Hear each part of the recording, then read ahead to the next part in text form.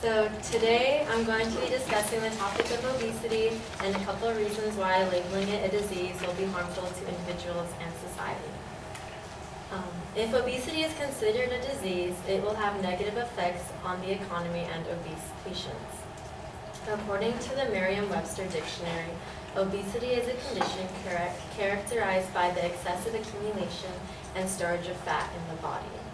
My first claim is that if obesity is labeled a disease, it is unlikely to reduce health spending. Rather, it will increase it.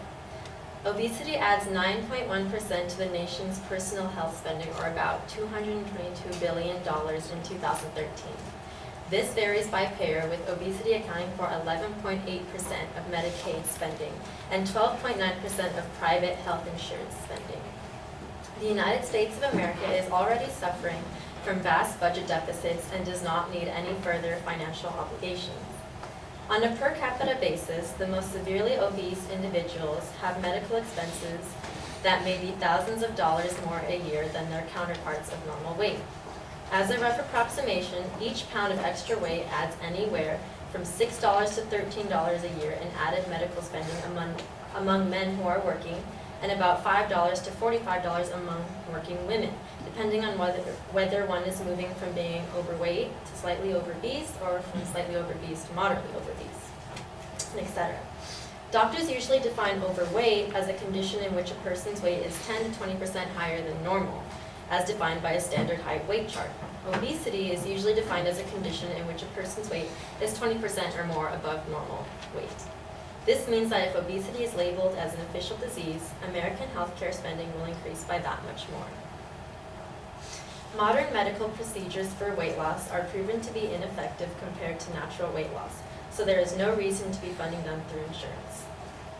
This is my second claim. Long-term results for lap band weight loss surgery are relatively poor, according to a new study from Belgium.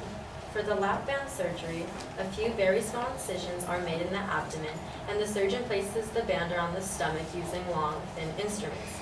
This reduces the stomach's capacity, restricting the amount of food one is able to eat at one time.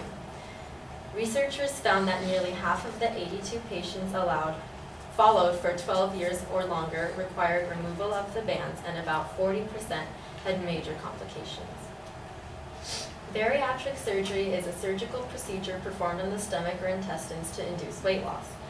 In 2009, about 220,000 obese people had bariatric surgery, according to the American Society for Metabolic and Bariatric Surgery, choosing from the gastric banding technique, gastric bypass surgery, and other procedures. 39% had major complications, such as erosion of the band, in which it erodes into the stomach and typically requires removal.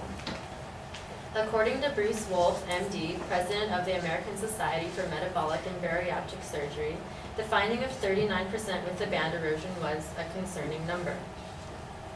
My third claim is that research on obesity suggests that calling it a medical problem may actually stigmatize it more than it already is, which could decrease a patient's self-esteem, increase pessimism about one's ability to change behavior, and reduce one's motivation to do so. Kimberly A. Gredebeck, PhD and an assistant professor at the University of Wisconsin-Madison School of Nursing, explained that when people think they can't do something about their situation because it's a medical condition, they won't. If the healthcare community's response to the designation is merely to plow more money into medical treatments, surgery, and pills, it will simply magnify the role physicians already play now. And, said Randall R. Bogger, JD, a senior fellow in health policy at the Urban Institute, they aren't making a lot of progress doing what they're doing now because obesity is due to lifestyle and behavior. In conclusion, labeling obesity a disease will have negative effects on America's economy and the lifestyle of the individual. They will increase health spending, magnify the problem more than it already is, and give unnecessary funding to procedures proved second best to natural methods. Defining it as a disease will unfairly take responsibility away from the individual and place it in the hands of the medical professionals. As stated previously by Randall R. Bogger, physicians aren't making a lot of progress doing what they're doing now because obesity is due to lifestyle and behavior. Thank you for your time.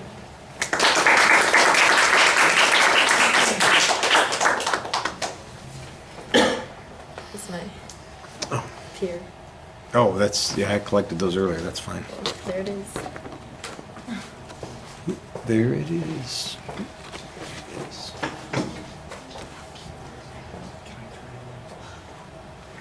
Yeah, hang on a second. Multitasking, not a good thing. I'm doing one thing right now, so it's a minor distraction. Hang on.